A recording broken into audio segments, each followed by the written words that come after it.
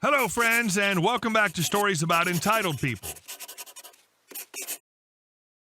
Seems like they just wanted someone to bully. Good on you, OP, for helping enrich their lives with music.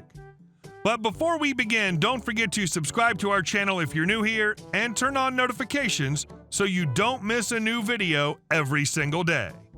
Here we go. Stop making noise after 10 p.m.? Alrighty then. Some time ago, 4 years and change to be precise, my best friend and I moved into a nice house with a cool inner garden and a tiny living room looking out onto it. We, 20-year-old females at that point, weren't really into partying, but as most university students, still had some friends who would come over 2 to 3 times a month in 2s or 3s to hang out, bake, drink some wine, and chill. Nice times. Once the weather got warm enough, we would sit in the garden and talk.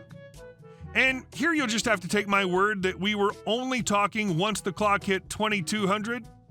That's when the official night hours start around here, so no shouting, not even the quietest of music.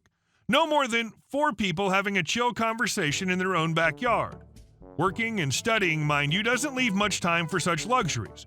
So again, that's no more than twice a month. Across the fence, there lived a just-no family.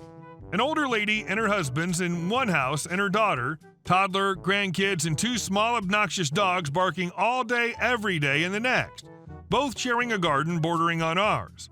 2-meter-high concrete wall between us and them additionally. We had never met them in person until they started showing up at 22:05 demanding that we go inside and close all windows so as to not be heard at all. Because otherwise, we are a great, awful inconvenience, super loud, and an absolute breach of the rules. Not true, but the constant bickering, threats, and calls to the landlord spoiled any enjoyment of the garden and summer evenings for us. The final straw was when the husband appeared at 22:02, so he had obviously been waiting to lecture us how we can be as loud as we want, but no later than 2200 because in this community we have rules. Alrighty then. Both of us enjoy a wide variety of musical genres: jazz, blues, swing, classical, folk, the occasional pop or rap track, you name it, and rock and metal abundantly. So for the next 2 years, every evening with nice enough weather, the time from 2100 to 2200 became the neighborhood musical education hour. And at this point, it ain't jazz either, and is as loud as we damn well please. We're having a blast, unwinding from the day, incorporating all cooking and showering into a GD dance routine. Then all music stops at the strike of 2200. Yes, we have an actual church with actual bells that ring, even at that time of the night. And on, evening after evening, till the leaves start to fall and it gets too cold to blast some nice Rammstein or Pink Floyd or whatever through the huge living room window. They tried to complain to the landlord about it, but at this point, he told them they got exactly what they asked for and to piss right off. Only thing we hear from the other side of the fence nowadays is them screeching at their dogs. I swear to all the gods, if I hear that cookie sound once more, they're getting Marilyn Manson for a week straight. And they lived happily ever after. The end. And our second story. I'm returning everything I've ever bought here. I'm a supervisor at a big toy store. For most of this month, we had a universal coupon where you could get a $10 gift card if you spent over $75. That card can't be used until December 1st. This is probably the worst idea this chain has ever come up with in my 3 years of working here, as it's resulted in hundreds of people coming in with receipts asking to have their items rebought to get the gift card. I do it most of the time regardless. This old lady a few weeks ago took it to another level entirely, however.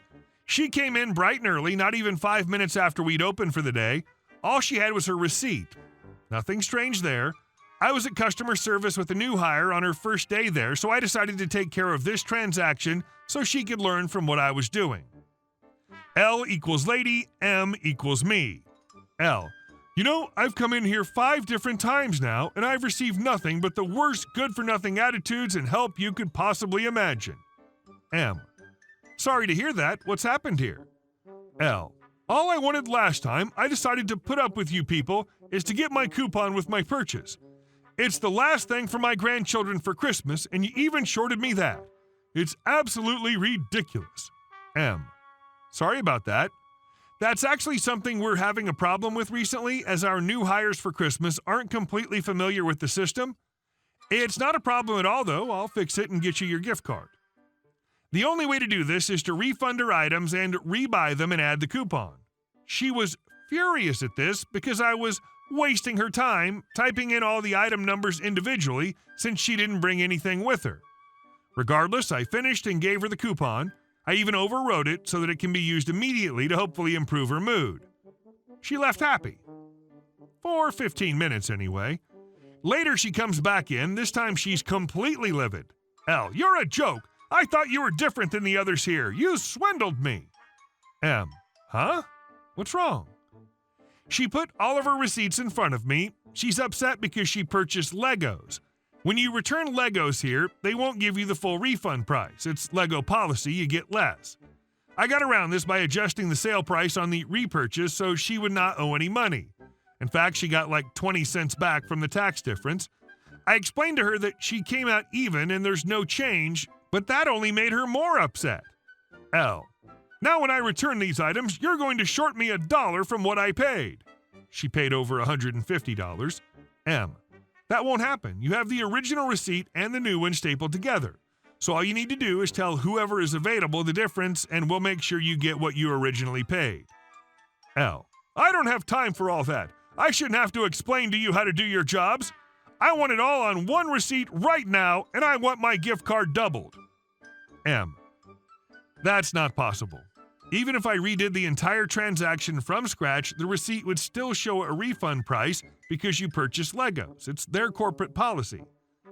I explained Lego's policy briefly to her, which she was not interested in. She demanded I call Lego HQ and get them to change the receipt because they can just come right out and do that, of course. Eventually, M, there's nothing else I can do here at all, but I guarantee you if you return any of this merchandise, you will get 100% of what you paid. L, I don't care what you have to say. Get me a manager. M, I am a manager. L, I see you're rotten from the top down then. I'm coming back with my husband and our lawyers, LOL, and I'm returning every item we've ever purchased in your store.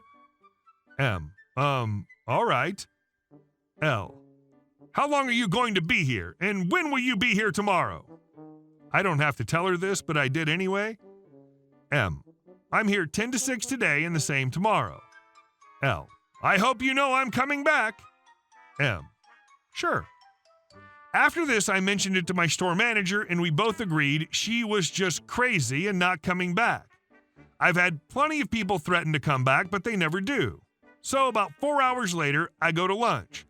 That was the best decision I could have possibly made because apparently while I was eating, she also came back with every item she's ever purchased from the store, about $2,500 in merchandise. My store manager returned every last bit of it. When I came back from lunch, she gave me a 1,000-yard stare like she had just seen a battlefield, and I immediately knew what it was. What's absurd to me is that this was all over about $1. The price differences that I fixed, mind you, were so insignificant to her total that I can't even comprehend going to such lengths to make a point. There was no point to make. That new hire actually quit the following day, and I think it might have been because she was scared of what happened while she was standing next to me during all of this. At least that's what I want to believe. And our last story. This is my yard, so you're going to have to move your boat.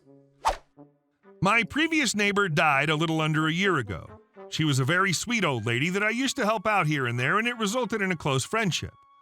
Despite me being a guy in my 20s and her being in her 80s. It's also important to add that she fully respected my privacy, which is very important to me. I also pretty much allowed her to use a good portion of my yard since hers was basically tiny and she loved gardening. Meanwhile, my yard is giant. This is important later as it's easy to think a large part of my yard is a part of her house. Now to the issue. 2 months ago, a man in his early 50s moved in. He immediately knocked on my door, introduced himself, and referred to me as the nice neighbor the family told me about. A bit weird, but I guess it was a part of the sales pitch the lady's children used to sell the house. good neighbors are always a plus. Apparently, after that conversation, he decided we were best friends. I got home from work, he literally waited for me to show up nearly every time, and I was forced into an hour-long conversation. He started monopolizing the driveway with his 2 trucks and his fishing boat. Again, I own the driveway. Me sharing it's me being nice. Of course, I spoke to him about it, so he moved the boat to his yard, aka my yard. I often have a barbecue with friends on the weekends. Dude literally invites himself. Now, the final straw for me was when I got home and he and his son were cutting down 2 large trees from their yard, again, my yard. I approached them and started a pretty heated discussion in which I finally told him to get the living F word off my property, move all their stuff off my yard, otherwise I'd have it towed. They complied, and the next day I bought a load of building supplies and invited a few friends to help me, and we put down a fence on my neighbor's side of the yard, which turned his yard into the tiny stamp-sized cage it is in reality. Luckily, he wasn't home that day because he was furious the next day, accusing me of stealing his ground. So I told him to get bent, and we finished construction around the entire yard in the next few days. Apparently, he's now forced to get rid of his boat and 1 truck as there's not enough room on the street, and he's been threatening legal action. Some of my other neighbors think I was way too harsh, kind of a jerk, and should at least let him use my driveway. Hey guys, thank you all for watching the video. I'll see you in the next one.